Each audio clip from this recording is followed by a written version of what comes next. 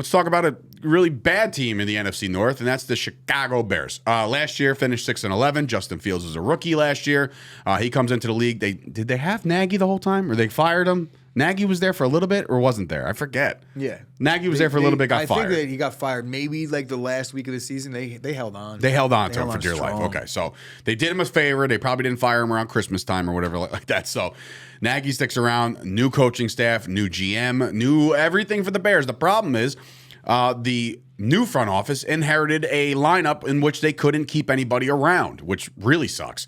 There was a lot of key losses for the Bears, man. A lot of key losses. And once again, Facebook user, please go on over to YouTube. The link should be in the description. If not, go over to youtube.com/chopsportsmedia, and we're live over there. So I can know who I can talk shit to. Or just click on the YouTube app.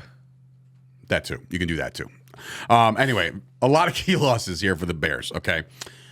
Obviously, starting with Khalil Mack, he's out of town. Goodbye, right? Goes to San Diego, L.A. Allen Robinson, another guy, goes to L.A., just the other one. He goes to the Rams. Akeem Hicks, they dropped him off the face of the earth like he was nothing. He signs with the Bucks. I know it's not going to sound like much. Andy Dalton, he's gone. No more backup. They did sign another backup, but then they lost Big Dick Nick, too. Nick Foles, out of town. Goodbye. He goes to the Colts. Pat O'Donnell. I know you all know who Pat O'Donnell is. You don't, but he's a punter. And when you lose a punter, that's a big deal, okay? I don't care who you are. It's for the brand, and we all understand that punters are people too.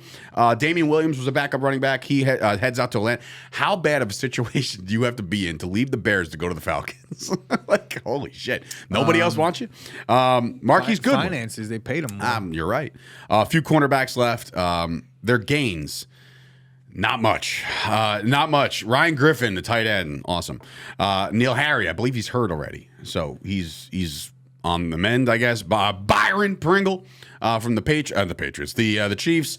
James O'Shaughnessy, which is the most Irish tight end in the league. They brought on Darrington Evans, who was one of the backups for King Henry last year. I remember they were like combined two running backs to make one Henry. He was one of them. They do bring in Trevor Siemian to back up Justin Fields. Look. It wasn't that great. I will say a couple good things about their draft, though, okay? They bring in, Kyler Gordon, right? Cornerback.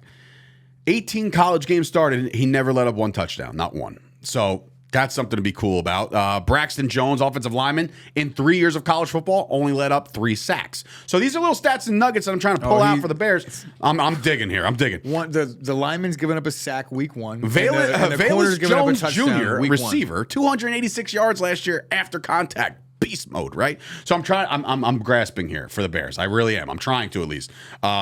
So Justin Fields is your quarterback into year 2. Year 1, I feel like you could probably agree that he didn't live up to expectations at all. He did flash some good, right? Everybody's like, oh, he's got some legs. Up to my expectations. I mean, you're a Bears guy. I mean, you're a Packers guy. Look at Lamar in his rookie year. I think Justin Fields, out of all the quarterbacks from last year's class, has the ability to make the Lamar Jackson type leap. And he doesn't really have the support that Lamar had on that team. Yeah. But great quarterback play changes a lot. And that's the only chance the Bears have is if Justin Fields is that dude. If he is, then they could win a lot more games than they're giving him credit for here because they do play in a weak division. You're sold on, when you say weak division, you're just talking about they play with the Lions? Because the Vikings are okay. I mean, a lot of people are taking the Vikings to win the North. People pick the Vikings every year. Just to be right? Just to be right? Like those guys? Like, I knew it. The Vikings. I knew it. No, I don't believe in the Vikings everybody in the North right now, and I say this, like the only team that has any continuity up top, front office, coach, is the Packers. So when I say weak division, there's going to be maybe a surprise team or two, but understanding that 3 first-year head coaches, or 2 first-year head coaches, but then like the regime in Chicago and Minnesota, the front office is all new, right? Yeah. So the Lions, I think they've been at it for a couple years now together with the Campbell and situation like that, but still, young team. Yeah. You're on the Montgomery train or no? As far as David Montgomery? I'm a big Montgomery fan in terms of I think he's highly underrated. He gets a lot of goal line usage. I'm talking fantasy reasons right now. Like David Montgomery is quietly very productive, and he's been the heart and soul of that offense for 3 years. I think he's a 4th or 5th round pick, and he's been a starter since day one. There's a little bit of mileage adding up. He did miss 4 games last year, but I do think Montgomery is not the problem in Chicago. No. He's a good player, and so anywhere here's- else, and he also catches the ball pretty decent. Here's the problem. Behind Montgomery is Herbert, which we all kind of agree that he was a good supplemental back to have. He's not no fantasy value whatsoever, okay, unless Montgomery goes gone, down. though, right? Herbert? No. Khalil Herbert? No, he's still there.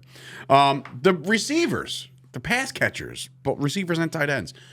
You didn't do much to help your second-year quarterback out. And while both of us are on Mooney, we think Mooney's going to be good, right? We think he's going to be a good player in this league. Outside of him, you bring in Byron Pringle, right? And then you bring in like Dante Pettis and your tight ends Cole Kmet. It doesn't seem like the Bears gave a shit about Justin Fields' progress in year 2, knowing that it's like a 5-year plan or something like that. The Bears put themselves if you're a Bears fan, you got to have a lot of patience. They put themselves up against it, though, by acquiring Justin Fields because they gave up all their draft capital, so they didn't really have an opportunity to give him help via the draft this year. And it's a tough place to bring players to go play. Soldier Field is a dump, right? The turf is terrible. People get injured on that shit all the time. It's not turf, is it? It's grass. But the turf that, I'm not saying artificial turf. Turf is just a playing surface, right? So that's just science. Yeah. So like I can't see them really signing a big time free agent. Name one. Everything they've done, I they've looked acquired at, through trade. like I They said, signed Allen their Robinson, biggest splash of was free their agency was. I'm talking about historically. Oh, I don't know. Like they don't really sign free agents. Allen Robinson signed there as a free agent. But then that's really it. Like if you think about it, Maybe a couple guys on defense might, be down to go play Bears defense. How about the fact that Roquan Smith still wants to be out?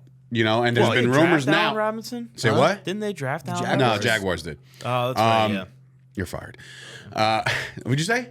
No, Scrub. you don't believe that. You don't believe that at all. Allen Robinson, one bit. Penn State, wide receiver. No, but Roquan Smith linked now to the Cowboys. I know there's a couple rumors swirling around that Roquan wants out, but he wants a new deal. The Bears are clearly swimming in money, and I mean they're not. So Roquan's getting moved, I think. And they want a third. They all have That's money, not a lot. But the Bears, for as bad as their roster is constructed, they don't have much for free agency. Right, like all the owners are million. I get that. They all have the money. There is a lot of focus on their new stadium. Hawaii Mike's coming in saying, new stadium that they're trying to build a new Soldier Field. No, Chicago, according to Lori Lightfoot, the Chicago mayor, they're gonna get a new team if Chicago moves to Arlington because they won't be the Chicago Bears still. They'll be the Arlington Bears. No, they'll still be the where Chicago there are Bears. no Bears. Actually, there's no Bears in Arlington. It's fantastic. Anyway, back to the Bears. Playing at Soldier Field this year. Their schedule is not very favorable. I found myself, I'm not going to go through every week because it's hard. I played the whole Find Me the Wins game, right? And what I saw within the first 4 weeks, 5 weeks, 6 weeks, I give them 2 wins in 6 weeks. One over the Texans at home and one over the Commanders at home. That's where I'm at. Losing to San Fran, Green Bay, Minnesota, and the Giants in New York. I don't know. It's iffy, man. And then in the next stretch, lost to the Pats, lost to Dallas, lost to the Dolphins. Maybe they split with the Lions with the game in Chicago. Give them that one there. That's 3.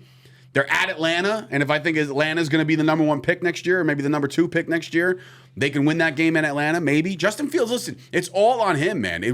He has to pull every single goddamn rabbit out the hat you've ever seen in your life to make this team competitive. I truly believe that. I think Montgomery's going to be good. Justin Fields, I don't want to predict injuries, but he's going to be running for his life back there. Yeah, I mean it's tough. They're not going to. Justin Fields is going to have to make the defensive coordinators around the NFL respect him and his ability to stretch the field a little bit. Mooney is good. Cole Kmet, I think, plays his ass off. He's got a motor, but they just lack talent on the outside big time. And the 8-man fronts are going to be a regularity for the Chicago Bears. At their bye, I have the Bears at 4-9. They play 13 games before they get a bye. Their bye comes in week 14. So if they're looking for that playoff push at the end of the year, it's not going to be existent. They'll lose to Philly. They'll lose to the Bills. They'll lose to Detroit at Detroit. And then maybe they'll squeak away with a win against Minnesota in week 18. I got the Bears going 5-13. So it's going to be tough sledding, and I'll take the under on the wins. Because, like I said, unless Justin Fields is just this miracle Willie Beeman type interjection of where he's just going to make every single play no matter what, maybe you squeak a couple wins over. How many times do you think you're going to see an 8-man front you're going to see Darnell Mooney beat his guy one-on-one. And just won't be found. And he just won't get the ball. Yeah, he won't be It's going to found. happen so much. And it's going to maybe even put a little too much credit to Mooney because he's beating one-on-ones every time. Yeah. Most receivers should be able to beat a one-on-one, but he's just not going to get the ball still. It's a Tough shame, man. situation. I mean, it's weird. I hate the Bears, but there's so many of their players that I like because they're so harmless. It's like a friendly neighborhood bear. it's a friendly bear. That I like David Montgomery. I like Mooney. I like Allen Robinson. That's it. I don't like anyone else. He goes, I like so many bears, rolls off 3, and he's like, you know what? Fuck it. That's enough. That's enough bear love.